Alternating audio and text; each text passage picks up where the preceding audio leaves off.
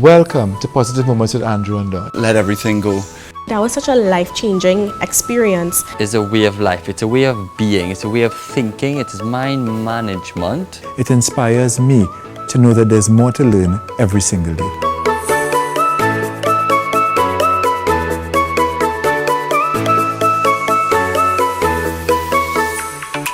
Hello folks, welcome to Positive Moments with Andrew and Don.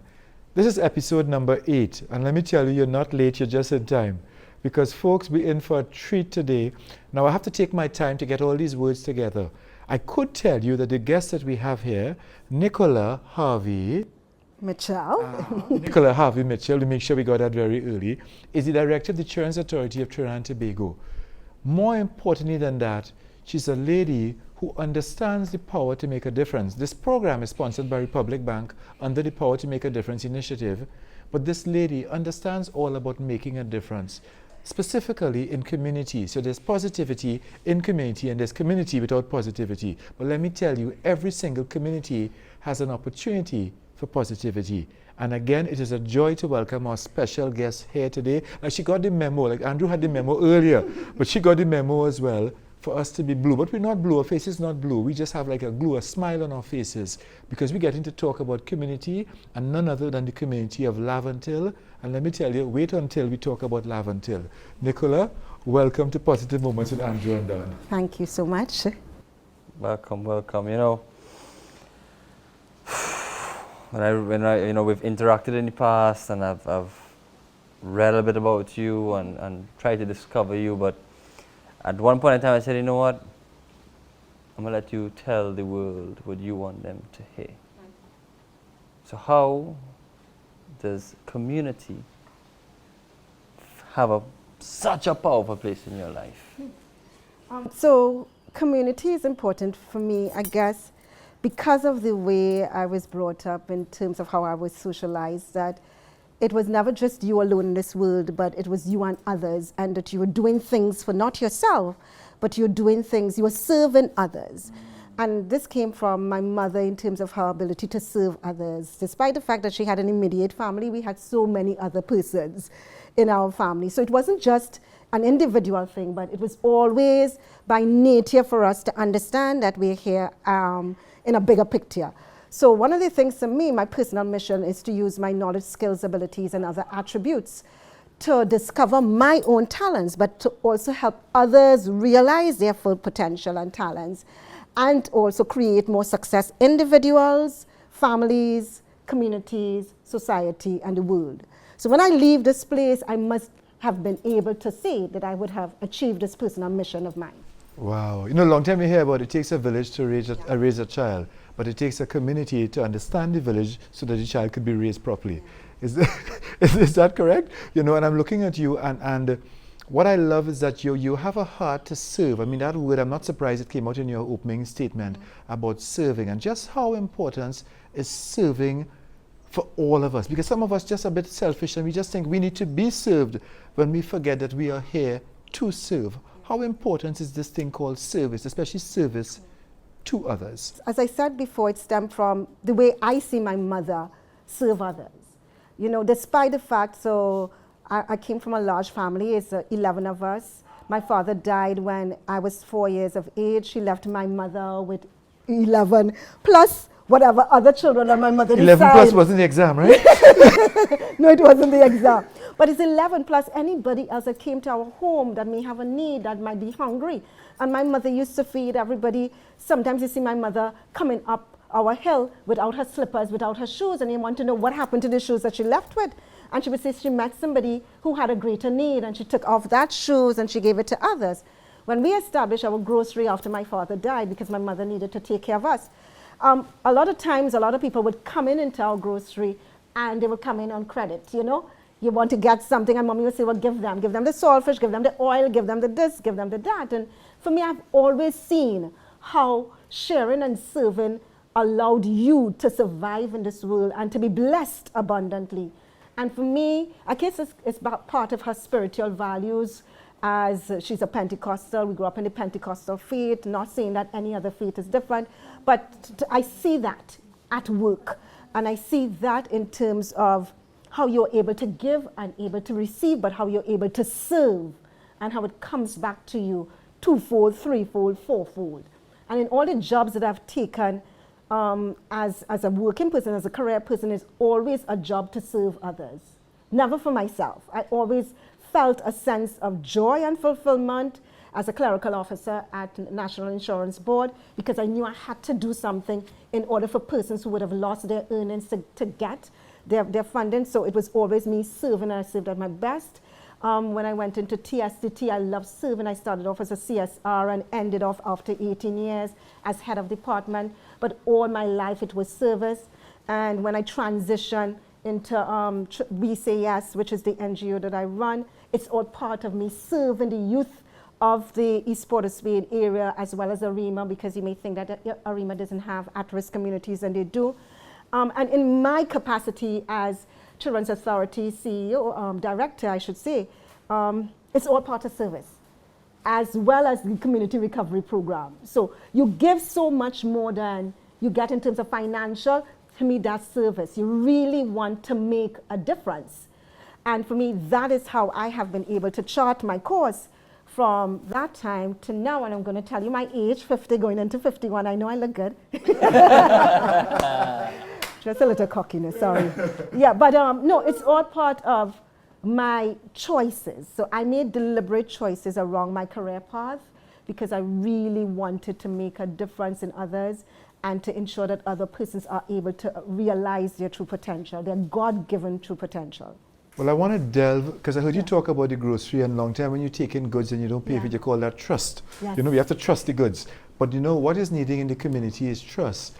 And you know, some communities are not trusting. And from your one-on-one work, for there to be true impact, there must be contact. And then what makes it even more special is having come from the community, you understand to a large extent what are the challenges in the community. And is trust lacking now in communities? And I ask that particularly because we have this thing in Trinidad where some hotspots, some places have gotten some bad names, you know, hotspots. And how does that hotspot versus community? Is that a hotspot is supposed to be a bad thing? Even some people hear community and it's a bad thing. But we, you know, if you could just elaborate, community isn't a bad word. Hotspot is not supposed to be a bad phrase, a bad two words come together, hotspot. How is that, and that trust in the community when those hotspots? What's trust like in there? Well, you have three different concepts that you just throw at me like that, right? So for me, community is any space where you have more than one person gathering, living, sharing, any space. I think that is what you call a community, right? It could be small as 2-3 persons or large as millions of persons, right? So for me, a community is any gathering of persons in one area, one locale, for whatever reason that they gather in. The trust factor is extremely important when you look at relationships. And any 1 or 2 persons, you have to find that level of trust in it. To deem a community hotspot, traditionally that's what persons will say in areas low income where there's high crime, where you find a lot of, I don't want to say just female-led households, but you call that gang infested, you call that a bit in terms of hotspot, as I know it. For me, growing up in Laventille, I've never ever once changed my address in any of my resumes. A lot of people say they have to change their address, and going into the communities now through the community recovery program, a lot of persons say that they're not getting the opportunity to vie for positions because once they see Laventille, they connected one time to hotspots, high crime, you know, and all those things, and therefore they don't. And persons would change their addresses now based on the feedback that we have been getting on our visits. For me, over my lifespan, I have not changed my address. I'm now in ARIMA, but I have not changed my address from Laventille to say when I'm submitting my applications. It's either you take me or you don't take me. It's either you see the talents within me, you see my abilities, you see my potential, and you accept me as an individual, not because I'm from Laventille, not because I'm from this, but you accept me because of who I am and what I can bring to the organization and bring value to the organization. So for me, hotspot is a term, a social term that has been placed on these communities without truly understanding why the communities have been evolved in the manner that it has evolved in. So I work in East Port of Spain, right? I go to all of the communities. East Port of Spain has 43 communities. You all don't know that? Every street in East Port of Spain is a community and has a different, to some extent, slight culture. And therefore, so we have these 43 communities. But I went into Arima, and I went into La Horquita, I went into Calvary, I went to Train Line Pinto, and I see similar characteristics in those particular, and even worse. And do they call them hotspots? Not at all times. They may call them Calvary, they may call them Train Line. Train line, They yes. have now become hotspots because IATF, TTPS may have deemed them hotspots because of the criminal activities that are taking place. But that's what I'm saying. Communities are spaces. Hotspots are what the social connotation they have placed on these areas, low income, high crime, gang warfare. So you have kept your address, but during your pathway of growing up, Yeah. there would have been fear around keeping that. Honestly, no. I didn't have, personally. How come? Where did that come from? Because, you see, you all ask me about inspiration. My inspiration, my motivation, who I am, came from the values and norms of my family and what my parents would have instilled, that you're beautiful, that you're loved, that you're valued, no matter where you came from, that you can be anything that you set your mind to be. That foundation, even at church, the church allowed us the opportunity to really shine, and despite the fact that you may make an error, you make a mistake, they didn't criticize you, they didn't hit you on your hand, but they encourage you and they bolster your self-esteem. And I think that allowed me to not be afraid of Laventel. When we look at that experience you have had to make you the driving force that you are, because if you all can't feel this, you need to turn the volume up and listen, because I could feel it, and I know Don eyebrows right now almost hit the back of his head because he's so impressed by your drive. But at the same time, how do you help other people find this drive? How do you help other people say, you know what, I can keep my address too? Don't give them the term that you always say, you don't make your... Your area doesn't make you, you make your area. And in life is not where you come from, but it's where you're going to. It's not who you are, it's who you could become. So your area doesn't define you. Laventel doesn't define you. At one point in time, I could still remember the address, 8A Piccadilly Lane, East River, Port of Spain. I lived there, and I put it into a little poem, right? But I lived there, and I was proud about it. I remember doing something at a school, and the priest who was responsible for the function said he was amazed that I was so easily going to admit. And I said, why not? Why not? I mean, the area doesn't make me. It doesn't define you. They call it round the bridge. Now I help people get across the bridge. Yes. You know? But I just want to tap on something that Andrew said. You're talking with a particular passion. I mean, the place you're talking from, I could feel that passion. I could feel the drive. And I could pick up as well, too, that you're very confident, not cocky, but you're very confident in terms of you have a place, and that place is to help others find their place. And to know that the place from which they operate from, that place you can go on and find your place in life. And I want you to talk to, because you would have seen some situations where people would have been judged just by virtue of even putting down their address. And how do you address it? How do you help a community where some people may be in the wrong mindset that, hey, we don't paint up walls here, there's the whatever, we don't do that here. I remember a news lady telling me that, newspaper lady saying that, you know, she painted her wall and somebody come and mess up her wall and say, we don't do that here. Here is the ghetto. No, it's not ghetto. That's the ghetto thinking. That's the wrong thinking, because it's not, you can actually be a light in whatever place. Yeah. It doesn't matter. To me, it doesn't matter where you come from. It's who you are and what you're able to contribute to this world. You know, Miles Monroe said the richest place is in the cemetery. That's what they said. Yes, where you have a lot of people there and they didn't do and they didn't contribute and they die with all their skills and talents and everything. So I want to be able to contribute. You ask the question, as an individual, how do I help others? So for me, I could not say I've reached here alone. That's one. And understanding the value of the mentors, the positive influences in my life, the success structures that were placed within my framework for me to be who I am right now is important to understand, because those success structures are what I am recreating in my NGO program for the children who I call at potential from at-risk communities in the East Port of Spain area. And one of the key lessons for us is developing a structured program for them. It's a 6-year program for children between the ages of 5 to 16 plus. I wanted to get them as early as possible to start helping them shape their minds, because you have to get to that stage. And some of the modules we have in the very early part, before we get to the YES, our YES program stands for Youth Entrepreneurship for Self-Empowerment.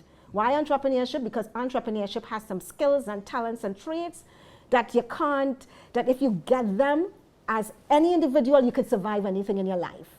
Right? You can, and that's why I wanted to teach them about entrepreneurship, not only to become entrepreneurs, but to develop the types of qualities that entrepreneurs have that will say, despite failure, that you will still continue to go. From as young as 5 years old, Of course, check it out. Go on YouTube, go on Kidspreneur, look and we say, yes, we're training our young persons to sell from very young, how you build relationships, how you stay focused on a goal, how despite failure that you could still pick up yourself and go. All of those things are what entrepreneurs need, right, in life. Absolutely. So one of the things I was telling you all is in terms of some of the key modules we have in our program, who I am. Who I am. When we ask them to look in the mirror and tell us who they are, when we ask them to, we sometimes use this activity where we put a mirror in a bag and you cover it, and we tell them just before they go into it, the most beautiful person is right there in that bag. And you see sometimes tears, you see sometimes joy, you see sometimes laughter, you see sometimes angry, I cute, I beautiful, I this, and they can't understand. You have to be able, in any individual, to instill in them this level, not confidence, but a level of high self-esteem so that they can believe in themselves. You have to be able to believe in yourself before you're able to help others and before you're able to conquer the world. So when we do that little exercise, go and look, see the beautiful person there, and they go and they cry, and you ask them why they cry as a 5-year-old or 6-year-old or 7 or 8 or 10-year-old. And they say, I'm crying because I'm not beautiful.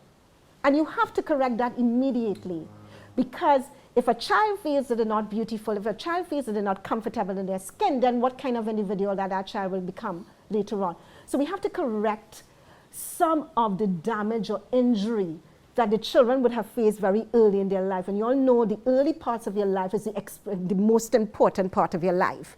It forms who you are, 0 to 5, forms who you are, and can tell you. You have to use a lot of things to change somebody later on, right? But if you give them that foundation from the beginning, they're solid human beings. So those things, like knowing who I am, where I come from. So in Laventille, we hear the stories about the gun person and the community leader, and they call whoever is it. But when we show them the rich history, and I had Valerie Taylor rewrite the history, because when we were doing this program, we said, where can we find the history? The real history, not what they taught us in school, but the history of the place they call Laventille. The fact that Observatory Place Street was one of the places where somebody came and could discover the sky and the moon and observe, and the tools where you can have and Success Laventille, I can't remember, the water wheel, when you can have the fort and you tell the story of the fort and the top of Picton and the Lady of Laventille Church, Fatima, and you tell the stories of Despers and that statue in front of that. You're telling the rich, positive history, and then you find the positive persons, past persons from Laventille, and you show them these things, then you become connected to your community. What I'm picking up from what you're saying, and I mean, you see me looking very intently at you, is that you said to find the positive persons from the past. But part of that now and the work that you're doing, well, I'm now coming there, I'm going right there. Because what you have to do is for people to understand that the present, there are positive people. I mean, this is positive moments, but there are positive people there, and they just need to be aware of their own positivity. And I think, you know, once the mind once shaped by an original idea never regains its original shape. So once they understand that they're positive, then that light now shines somewhere else. You know, there's an exercise I always said I'm going to do. I haven't done it as yet. But, you know, go in the nighttime, maybe with a drone or something, and take a picture of Laventille with the lights on. And then go to another community, maybe where we are now, and take a picture in the night. And actually to say where is where. And you can't really tell where is where, but light is what made the difference. That light that is present. And there's so many people there who need to feel light, who need to shrug off a lot of the heavy things that they've been dealing with, or they have been told. And I just say very, very quickly, our education system, our system of learning needs to reflect that, hey, you are beautiful. I mean, for a child to look in a bag and not know that, oh my, That's the beauty that you talk. Nobody ever told me that. Yeah. Nobody ever said to me that and I experienced it in school, nobody ever said to me that I'm priceless. I get my word worse than how others speak with me or deal with me. And it's so sad that sometimes there's power in simplicity. And there are very simple things that we can do, and you're doing, certainly doing, to make a difference in the lives. And I always say, each one, teach one, reach many. Each one, teach one, reach many. So that the ripple effect, ripples don't end, they just begin again. And that ripple can actually start and make a difference. And actually, you could have that ripple effect around Laventille. We have to speak positive things when we refer to Laventille. And you don't know that until you sometimes experience the experiences that are the positive experiences possible in Laventille. You certainly have been getting a lot of positive experiences.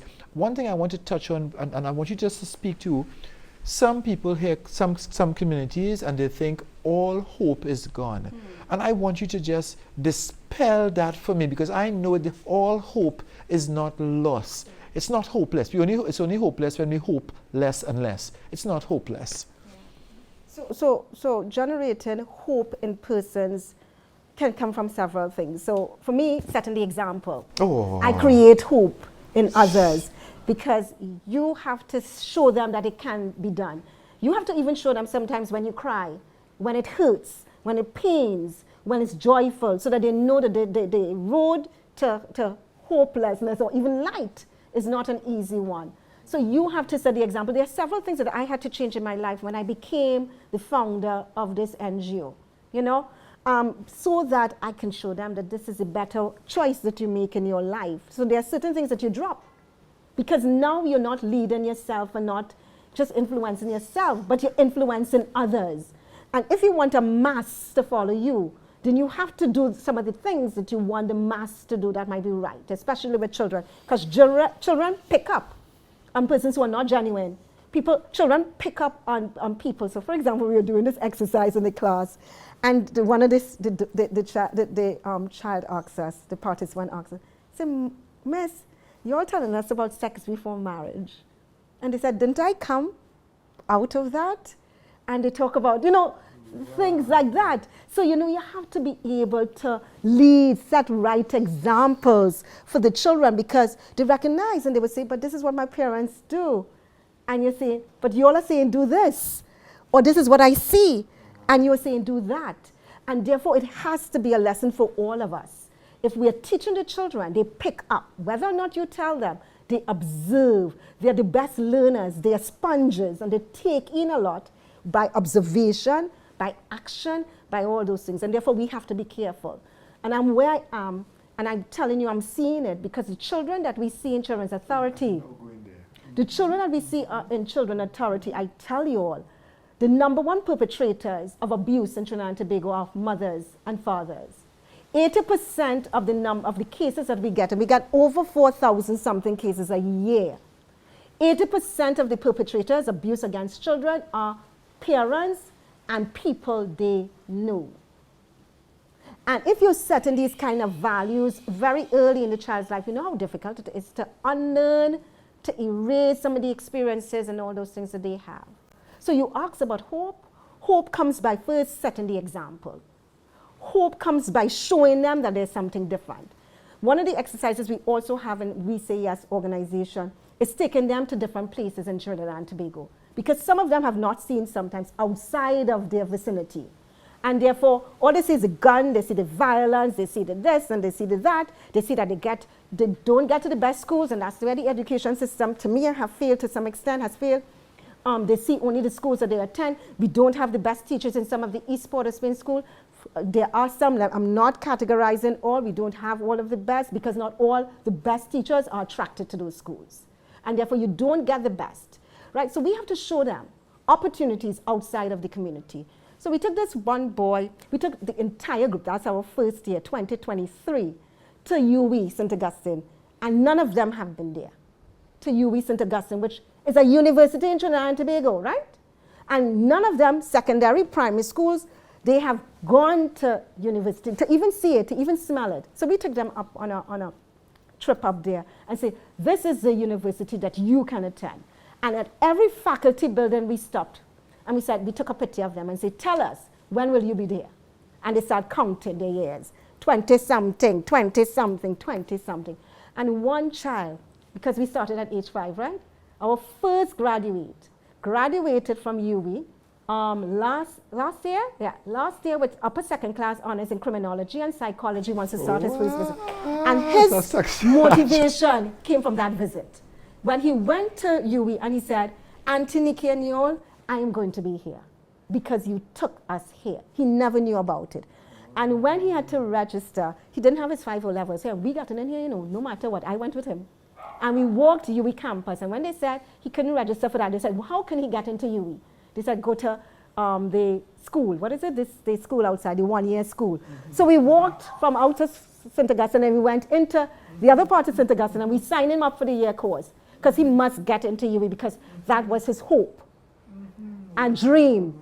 You had to walk them through to assist them. You can't leave them alone. So we did. We signed him up.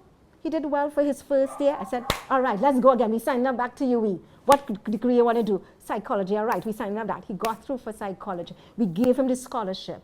We helped him with books. And we walked him through the 4 years in UWI for him to come out now with his upper second class honors in criminology and psychology. He started with the program from day 1, right, when we just started. He got a scholarship through Guardian Life for a UN leadership program, yeah?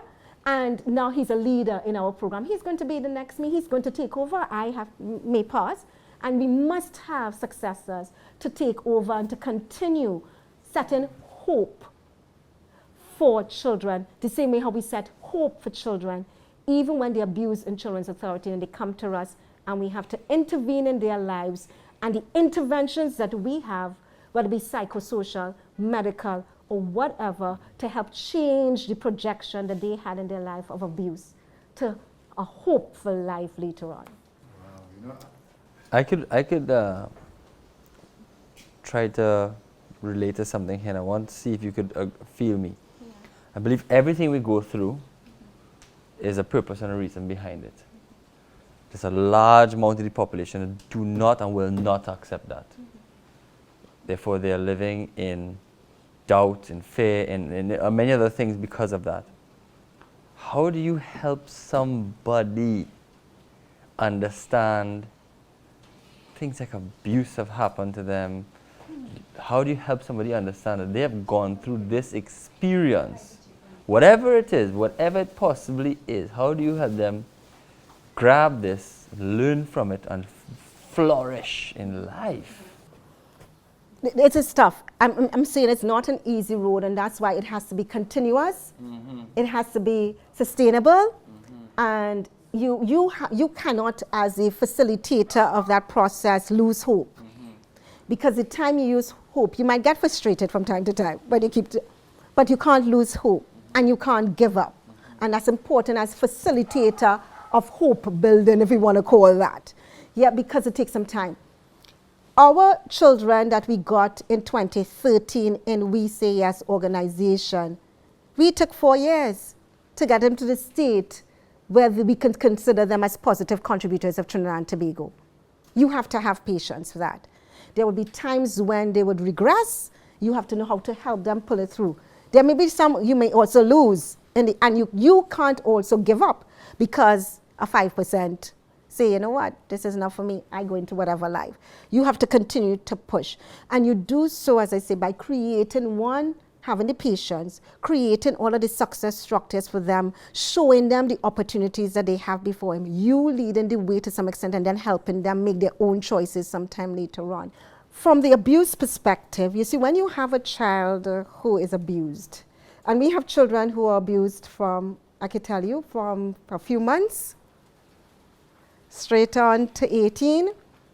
And I would say to you all, we have over 600 and something children in our 42 homes throughout Trinidad and Tobago. We have 15 our safe homes, and we have around 63 in foster care. And these children would have either been abandoned, neglected, would have suffered some form of sexual, physical, or multiple forms of abuses in their lives at an early age, as I said, a few months straight on to 18. And we have some structured programs for them. I called it the other day. I told them that our business is not just a reporting, emergency response, investigation, intervention, and foster placement business. But we are in the business of love, of trust, of healing, of hope, of empowerment. And if we understand that, then we understand the nature of the work that we're doing and how you move somebody from being abused, from being at least giving them some hope in life. So what's the success rate of your business? Success rate of, you have to qualify that, because you forget I'm different sphere. I'm in Children's Authority, so success rate there, or success rate at We Say Yes as the NGO that I operate in. And you will have different measurements for those things. Success rate for the Children's Authority is that child will leave us better than they came in. And we'll judge that based on the psychosocial measurements that we have. If the child comes in with psychosocial measurement, that's what we judge them on, right? And they leave with a higher psychosocial, that means that their resilience levels are higher, that they can make sound judgments and decisions in their life, that they can move on and transition into a new life without staying in the mode of abuse. Then we consider that successful. That has no time frame, because it depends on the resiliency of the individual at very early in their life. And that is why I said to you all, it's important that 0 to 5 years age, that's your resilience years, that's your foundation years. You mess with that 0 to 5, then it's so difficult. Any interventions for you to be able to remove that level of abuse, that level of pain that the child feels, that level of hopefulness in the child. So I don't want to tell you that we have 100%. We don't have 100%. We still have children in our homes. We have children going in and out of our situation, of our organization. As I said, we had 20-something thousand cases because of limited resources. We weren't able to touch 20-something thousand cases. We were able to touch much less than we would really want to. So I wouldn't measure success as yet. We have many cases where the children leave Children's Authority, go into positive opportunities outside of Children's Authority. From the We Say Yes perspective, we have, if we want to measure success, that's the children coming into a 6-year program, by 1, them returning to complete each level, and 2, when they leave us, whether or not they get into some productive activity, in addition to that, in terms of if they get involved in any criminal activity. So we have different measurements for that. Out of, I think we had about 300 and something children passing through our program from the time it started. We only had 2 cases of children being involved, conflict with the law, and they weren't charged. Because we were either there in the courtroom to ensure that the judge knows that there's support systems to them, petty things, right? And so we had just 2. We had 1 child who got pregnant during her ending year, right, if you want to call that a negative or so. And we had about 60 to 70% of the children transitioning from one level to the next, which is a good retention rate from an NGO perspective. Yeah, and those who may have left in terms of, and I don't call it an unsuccessful measurement, I just call it they would have moved on, there's something else. Because there are lots of other opportunities outside of the YES program that will allow them to still exceed and to become resilient and to become successful. So you have other programs, they may have moved out of the neighborhood, their family structure may have changed, and that is key. What we see is mothers and fathers change the structure of their family, and some move with their father, some move with their mother outside of the community, and therefore, to some extent, I don't want to say disrupt, but change the children's attendance into the program. SE is also a big thing for us, SE and CXC. So when that time comes around for a whole year, the children will go missing because they have to do triple work from those children who may be getting it. So they have to go to lessons, they have to go to tests, they have to be studying, and then those who become teenagers have to stay and take care of their family at home. Or go to work. So there are several factors, right? You know, I'm hearing you talk about change as well too. And for change to be meaningful, you need an agent who wants to have great meaning. You need a change agent. And I'm listening to you, and you mentioned just now judge.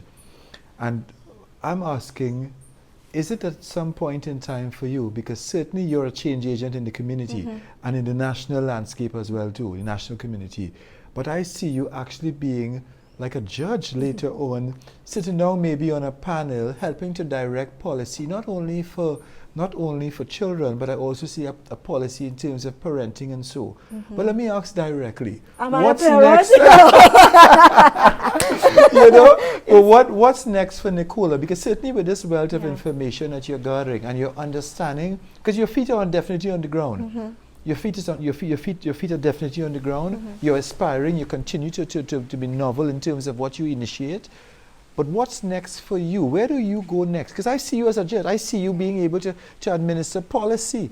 You know, in terms. What's next for Nicola? I don't know.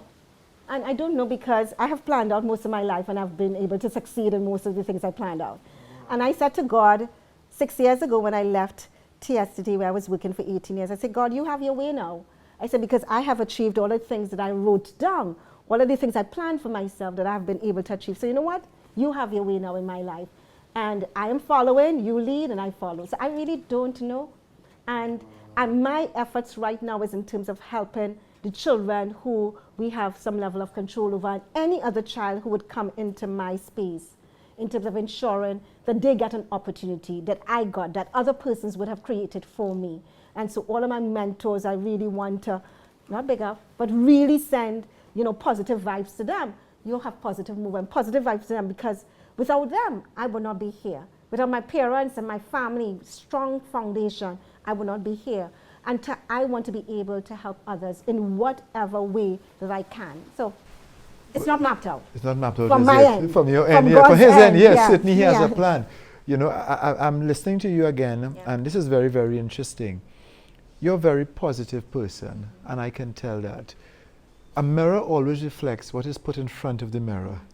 And is what that is being reflected now in society, in the behaviors and the kids that are ending up at the doors of the Children's Authority, is it that we are not mirroring things that is it that society needs to see themselves as a more positive mirror in order that others look, the children look to them and get something more positive? Is it that what's happening outside there? Is it that we're sending too much, inverted commas, negative vibes outside there, so the kids are just responding, and you know, the tree, the fruit is really as a result of what is the root. So is it that the root of negativity has been so ingrained, and you talk about the 5 years old, a child's mindset is sometimes set at 5 years old. So we need more positive programs, the YES program and other programs, and so to affect the mindsets positively, so what is mirrored outside there looks a lot more positive, so we can have some positive moments. So I'm going to give you some stats and you work it out.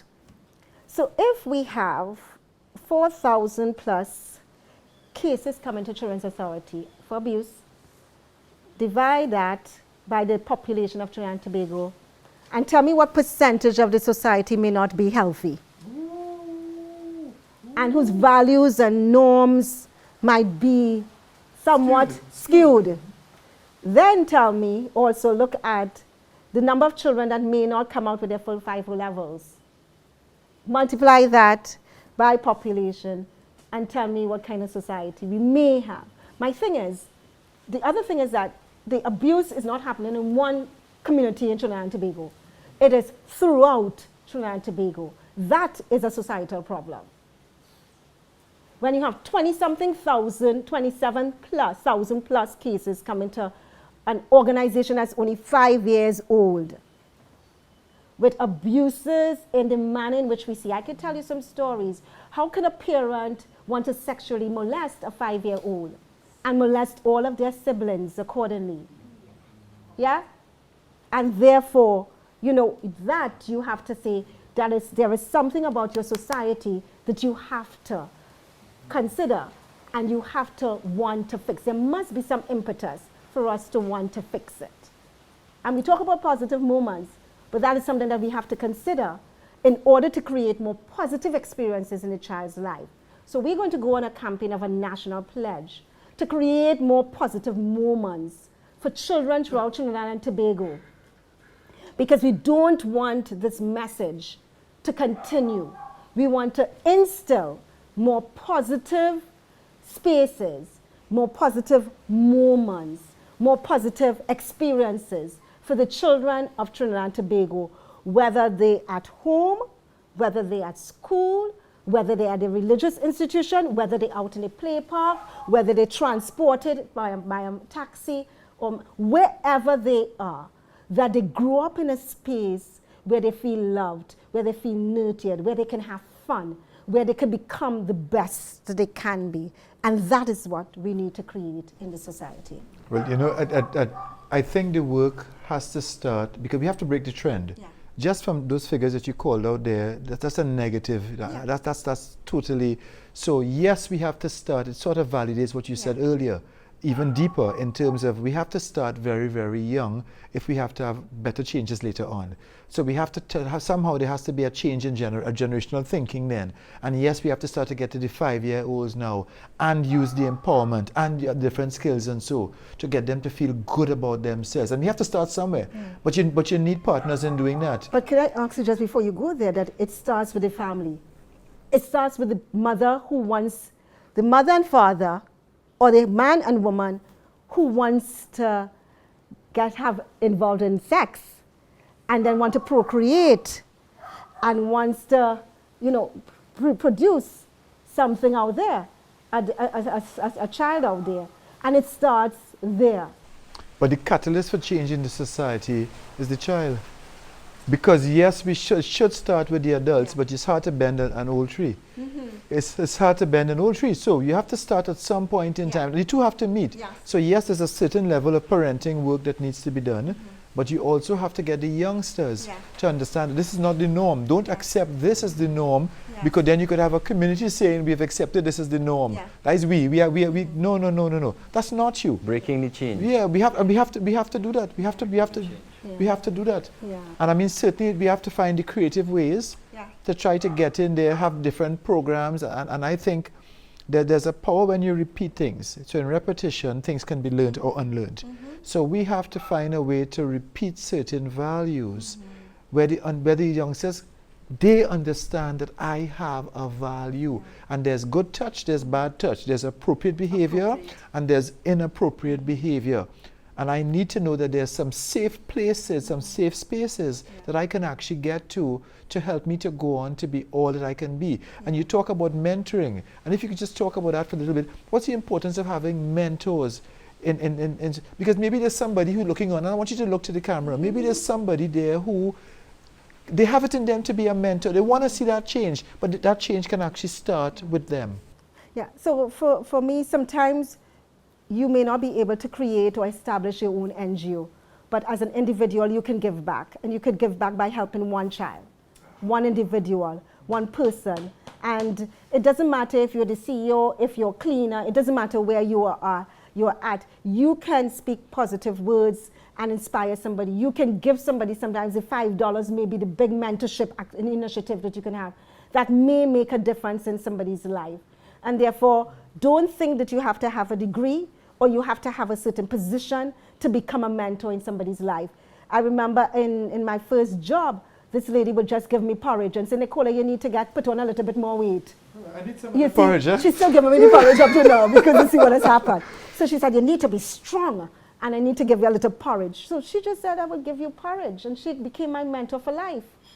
And to this day, I will call her and say, what do you think about this? I will meet her in the market and we'll talk and I will drop her home. I will buy things to her. And so being a mentor, you don't have to have no degree only. You don't have to have a particular job. You just need to be able to speak positive into somebody's life, encourage them at that moment that they choose to, that they would be able to receive that. And I think just give what you have. Sometimes we tend to, to make this complex. As I say, you want to make things so that's the right word I hope I'm using, to make it so complex that you're complicated, that's the word I'm looking for, that you don't understand that the simple things in life are actually the most meaningful things. Wow. And I think this is the quietest I've been in all the shows. I'm just here like, woo, like you really have blown me away here, Nicola, and blown me away in a way of you're such an example I want to be empowered by, what you've done, touching the business world, touching community, helping people, and to the point where you've now said, I don't know where I'm going, but someone knows, and I'm going to go that way. And it touched me in a point at the end where it said, there's so many people who reach a place of retirement and kind of just give up. But they have achieved so much and in theory have a little more time. And they play a vital, vital role in our society because they are our generation that has done it. And they are our generation that can show others how to do it better than they did. Experience is priceless. And just it really is incredible because this is sparking thoughts to me. Normally I'm asking questions, but to me it's just really what you're doing here today is sparking so many ideas inside of me. And I think this is what really and truly positivity is about. When you could cross a person and they just start to spark you, you're so touched by them that they just want to fly. As Don says, fly like the eagle. And I feel like, lucky they have me mic'd to this chair, but I would have get off my chair a long time and started to talk to the camera, probably standing up. So I love to stand up when I talk. But you really have taken me in full flight today with your stories, your being, your life. And we've crossed paths before, but we have crossed a new path here today that is a path that I will never forget. Wow. Wow. Andrew, I think when she's speaking and you feel it inside of us we have a leader. If you're not aware of it, you'll always be a follower. And even in the community, when they say community leader now, I always wonder, what's the truth? Are you using the word, the leadership in the word, the way it is supposed to be? But so for somebody looking on, we all have the ability to lead inside of us. We're all born to lead. Every single one of us. Now, what are we leading in? We can't just be leading in being the best follower. No, we have to lead and really and truly lead others to some sort of positivity. Some others give them a little hope, as it were, of a better outcome. And that's what this is all about. That somebody's looking on will feel inspired to actually feel that there is a contribution they could make. It's not only for a speaker or for an Olympic sailor or for the head of the Children's Authority, Director of Children's Authority to do, but the work is there for all of us to do. And Andrew, I sense a little bit, but you're feeling you're not doing enough, but there's only so much that we can do, but guess what? There's so much that we will continue to do, but we hope that somebody's looking on and feels inspired to do a lot more as well. Republic Bank is doing their part, so maybe they're not in front of the camera this time, but they're certainly funding the taping of sessions like this and Positive Moments and other programs as well too, because they understand that they have the power to make a difference. And every single one of us have the power to make a difference. What difference are you willing to make? What difference are you willing to commit to?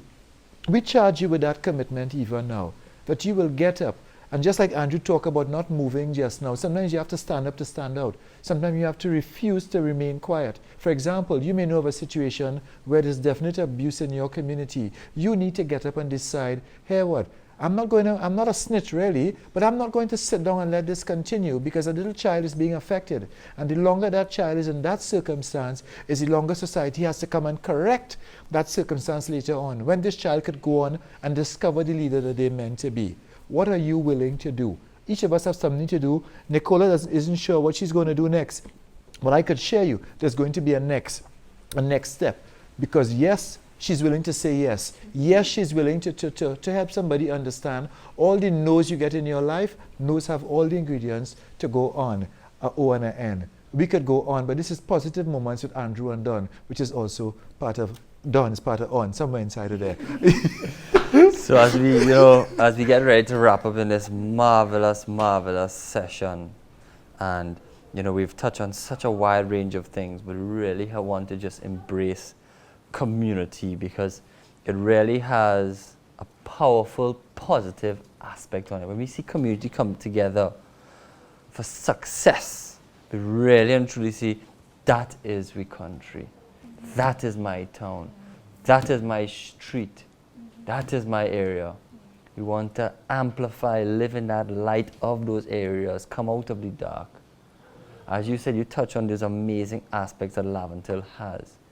We need to shine on those aspects, amplify those aspects, and we just really want to thank you for continuing to do the amazing work that you do for our beautiful Twin Island paradise. And I know that we have an international audience who sees Positive Moments with Andrew and Don.